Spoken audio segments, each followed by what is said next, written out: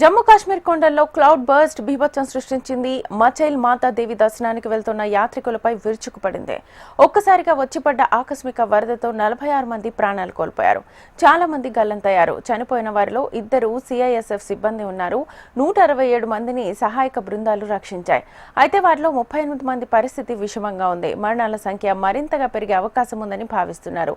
ఎగువ ప్రదేశాల్లో అకస్మాత్తుగా కుంభవృష్టి కురవడంతో పలు భవనాలు, దుకాణాలు తుడిచిపెట్టుకుపోయాయి. వరదల కారణంగా తీవ్ర విషాదం నెలకొనడంతో మచైల్ మాతాదేవి యాత్రను నిలిపేశారు. మృతులకు రాష్ట్రపతి ద్రౌపది ముర్ము, ప్రధాని మోదీ సహా పలువురు సంతాపాన్ని ప్రకటించారు.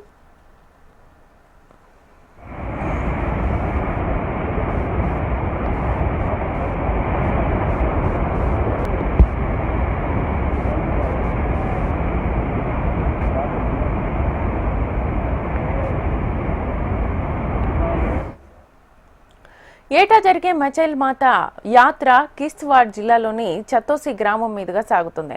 వాహనాల్లో అక్కడికి వచ్చిన భక్తులు అక్కడి నుంచి 9500 అడుగుల ఎత్తులో ఉన్న ఆలయానికి 8.5 కిలోమీటర్ల దూరం కాలినడకన వెళ్తారు. ఎప్పట్లాగే భక్తులు చసోతికి చేరుకున్నారు. మధ్యాహ్నం 12-1 గంట మధ్య వరద ఒక్కసారిగా విరుచుకుపడింది. దీంతో సామూహిక వంటశాలలతో పాటు సమీపంలోని దుకాణాలు, సెక్యూరిటీ అవుట్ పోస్టులు కొట్టుకుపోయాయి.